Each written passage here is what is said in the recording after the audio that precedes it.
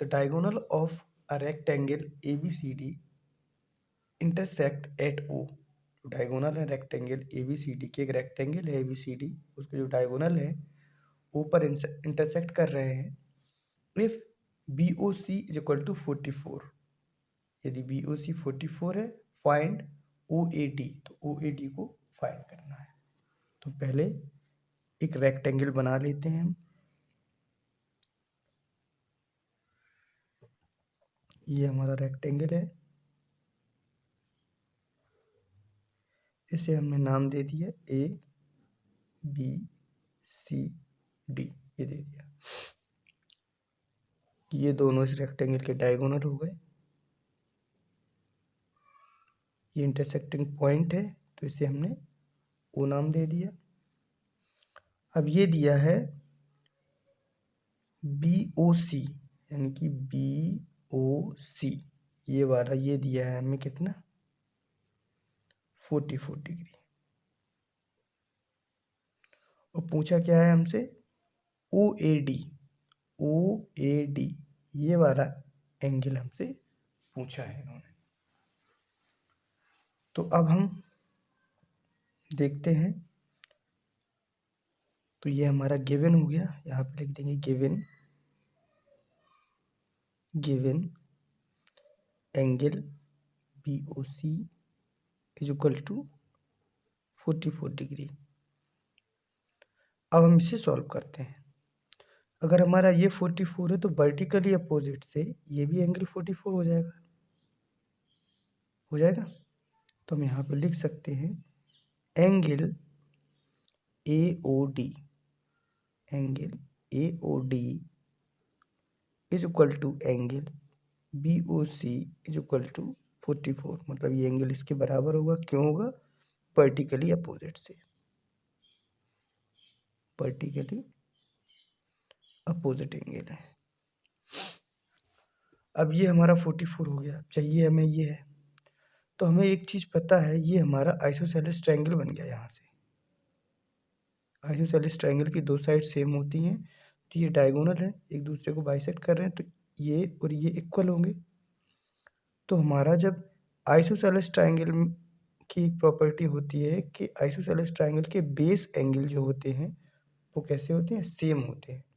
तो ये दोनों हमारे सेम होंगे, इनकी अगर हमने इसको लेट करेंगे तो ये भी हमारा x होगा। तो यहाँ पे हम लिखते हैं लेट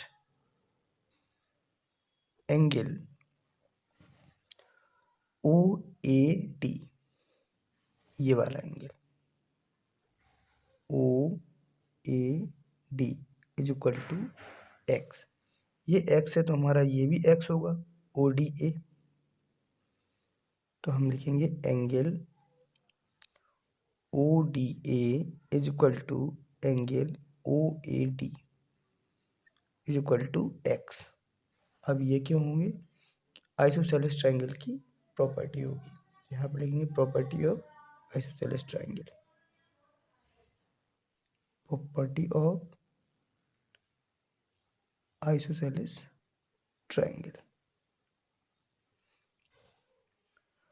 अभी हमारा ये दोनों x होगा, ये 44 हो गए, तो ये पूरा एक हमें ट्रायंगल मिल गया। और ट्रायंगल के तीनों एंगल का सम क्या होता है, 180 होता है। तो यहाँ पे हम लिखेंगे एंगल AOD, यहाँ पहले ये लिख लेंगे इन ट्रायंगल AOD। अब इस ट्रायंगल में क्या होगा, angle AOD plus angle ADO, दो एंगल हो गए, एक ये वाला ले लिया, एक ये वाला ले लिया, फिर एक हो जाएगा तुम्हारा हमारा DAO plus angle DAO is equal to 180। अब ये क्या होगा, angle sum property of triangle, किससे होगा, angle sum property of triangle. हमें पता है कि ट्रायंगल के तीनों एंगल का सम जो होता है वो क्या होता है 180, तो हमने यही यहाँ पे लिखा है। अब AOD हमें 44 दिया हुआ है।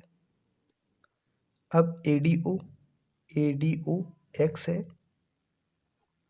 प्लस DAO यानी कि ये वाला भी हमें क्या दिया है, x दिया है, और ये किसके इक्वल है, 180 के इक्वल है।